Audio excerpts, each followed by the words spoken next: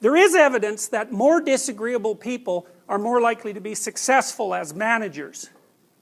Now why? Well, Boudreau, who wrote a paper called Effects of Personality on Executive Career Success, said the following: agreeableness associates with being trusting, submissive, and compliant, which could be perceived as naivete, docility, and a tendency to follow rather than lead.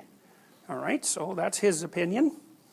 But then, here's what he measured. So these are effects of big 5 traits on career success. Now, you know, career success can obviously be defined a number of ways. It could be career satisfaction, or it could be like external markers of career success, and they did both. So we're going to look at direct, because that's the external sort of objective markers. What you see is that if you're high in neuroticism, that's not so good for how much money you make. There's a negative correlation of 0.3, which, by the way, that's a big correlation. So, you know, you'll hear people say that 0.5 is a large correlation and 0.3 is moderate and, you know, 0.2 is small, and that's wrong. And that was clarified 4 or 5 years ago. I'll get the paper for you. I can't remember it. It was an American psychologist. But the guy who wrote the paper, what he did was he looked at a whole bunch of social science studies and then calculated how frequently different effect sizes showed up. And what he found was that 0.5 was unbelievably large. You know, that 5% of social science studies ever got a correlation of 0.5. It's like, if you get a correlation of 0.5 in your study, you've either made a dramatic error, or you've replicated something that's already well known, or, you know, you're in science, because it never happens. 0.3, that's a pretty good correlation. So the fact that neuroticism is negatively correlated with how much money you make, how likely you are to ascend, and then how close you are to being CEO. Obviously the effect size decrease. So neuroticism is also, or sorry, extroversion is a reasonable predictor only of how much you're ascending, and it's pretty small. Openness has a correlation with how much money you make, but that's probably because openness is highly associated with intelligence, and so openness is not a good marker for intelligence. IQ tests are much better markers, so that's an attenuated relationship. But then you look at agreeableness.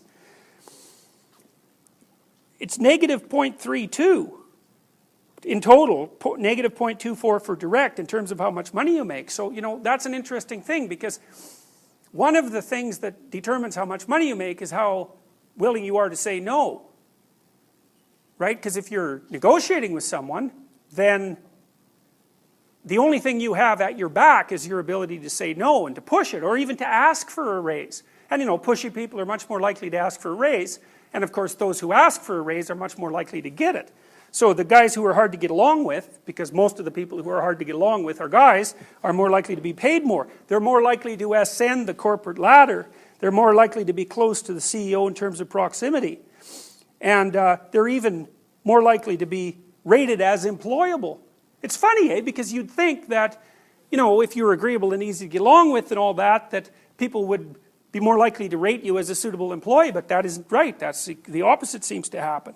So, disagreeable extroverts are narcissists, and there's some evidence that you can derive from this data, you know, because there's always this talk about disagreeable extroverts or narcissists being more likely to rise up to CEO level, and you know, there is some evidence for that, at least insofar as agreeableness is a negative predictor of doing such. Alright, so one of the things we've just found is that one of the predictors for ascendancy and proximity to a high status position is low agreeableness. Now, the next thing you might think about is, well, what role does that play in terms of the factors that men and women find attractive in each other? So you might say, well, what do you want in a mate? If you're a woman, you might say, well, you know, you want someone who's kind and loving and forgiving and empathic, and those are all good things, but it isn't necessarily the case that the empirical studies show that that's what drives mate selection. So we could look, this is an interesting study, so it's a few years old, 1,000 French-Canadian respondents, 433 males and 700 females, and so here are the variables. One is possession of resources. It's a composite index composed of occupational prestige, income, and education. And then The other variable is acquisition of partners, sexual partners, that is. Number of lifetime and preceding year sexual partners, lifetime occurrence of simultaneous partners, which is a yes or no variable, and lifetime frequency of simultaneous partners, 1 to 5, with 5 being very often. Here's the assumption. You can, decide for yourself if you think this is a warranted assumption. The number of partners a member of sex A acquires is taken as an index of how often this individual is chosen by sex B. So that's an indication of reproductive fitness, desirability, at least as assessed by members of the opposite sex, who you would think would be the logical judges for that sort of thing. Male criteria. 166 unattached women ages 25 to 50. Correlation between fertility rates and number of partners in previous year equals 0.94. Males choose fertility. Indicators: beauty, waist to hip ratio, youthful appearance, and neotenous facial features. Neotenous means there's a tendency among animals as they evolve to increasingly look more in their adult stages like their juvenile forms. So here's an example. If you look at the skull of a baby chimpanzee, it looks almost exactly like the skull of an adult human. So what's happened is as adults, we're more like baby chimpanzees than the adult chimpanzees are. We've maintained a lot of our juvenile characteristics, playfulness, the ability to continue to learn, plasticity, all those things. There's a preference in objective beauty analysis, say of facial features, for men to prefer more neotenous female faces. And you can tell that if you look at pictures of models. They generally have relatively small noses, relatively big eyes, the sort of things that are associated with cute. And cute actually is a pretty identifiable category. Most of the things that people find cute have large eyes, and the rest of their facial features are relatively small. There's other things that are associated with cute that aren't necessarily associated with, sexual attractiveness, because cute things also have sort of random movements, like baby-like movements. And so the things that people, and relatively short arms, and just think of a teddy bear. So anyways, those are the male criteria. Agreeableness is one of the 5 dimensions of the big 5. We all know that, and it can be broken down into these 2 aspects, compassion and politeness. And so you can kind of figure out how agreeable you are by looking at these items. They're all positively scored for the sake of simplicity. So if you intensely feel others' emotions, if you're always inquiring about how others are doing, and you actually care, rather than doing it for the sake of show, if you're capable of sympathizing with other people, if you respect authority, if you don't like to seem or be pushy, and you don't like to impose your will on others, then you're an agreeable person. And a disagreeable person or an antagonistic person, obviously.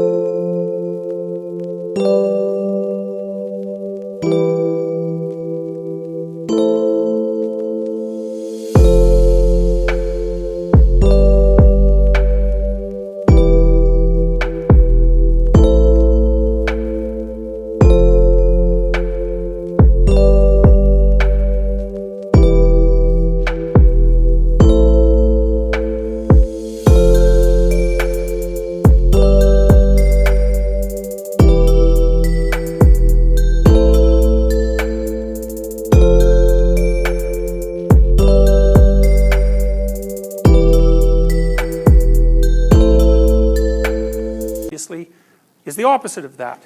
So they don't feel people's emotions very profoundly. They're not really all that concerned automatically about how other people are feeling, and they're not that sympathetic.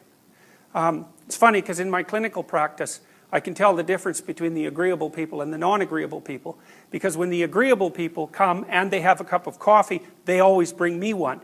But when the disagreeable people show up and have a cup of coffee, they only bring a cup of coffee for themselves. So it's quite comical, actually. So now you might think that, because our what would you say? Our society is at the moment tilted towards regarding agreeableness as a virtue, because you should be kind and you should be empathetic and you should be compassionate and all those sorts of things. But our research, this isn't published yet because it's complicated to communicate, and we haven't figured out how to do it yet, but what we've found is that if you push any of the traits too far, they fall off a cliff fundamentally. So if you get too agreeable, then you're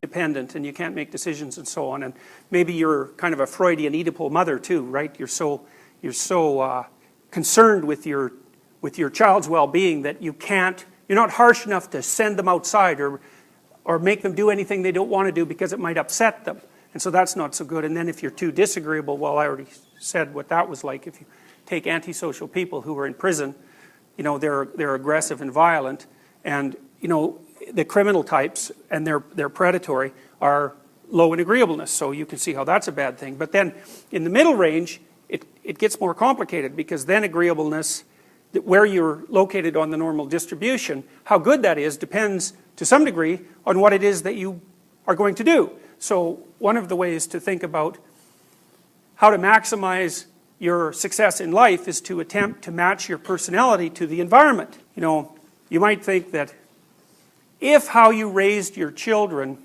mattered, then children who were raised well would be more similar than children who were raised badly, because that would reflect the effect of your parenting, right? So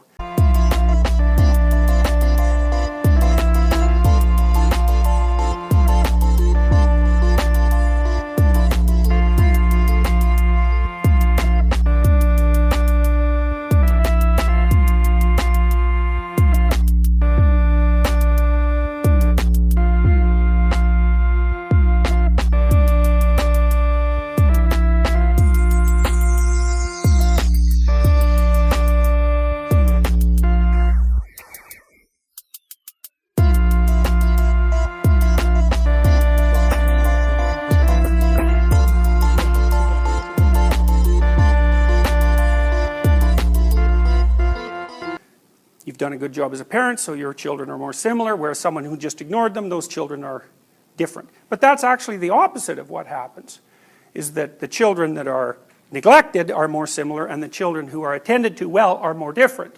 And the reason for that, I think, is the same reason that we see more pronounced differences in egalitarian societies, which is, if you care for your children, it means that you make a very individual relationship with each of them. So you're not necessarily using the same strategies for each child, unless you think of them as meta-strategies. And like a meta-strategy might be, well, I get to know you, and I get to know you, and because you're different people, I react differently to you. And what constitutes my philosophy of parenting would be act differently towards the children's differences. And so maybe if you're particularly good at that, your children turn out maximally different from one another. And that's because you're allowing their genetic differences to manifest themselves. You're not oppressing them, you know, and trying to cram them into the little box that you think that they should fit in. Now, the downside of that is that you're going to get differences, you know, and some of them might be quite surprising to you.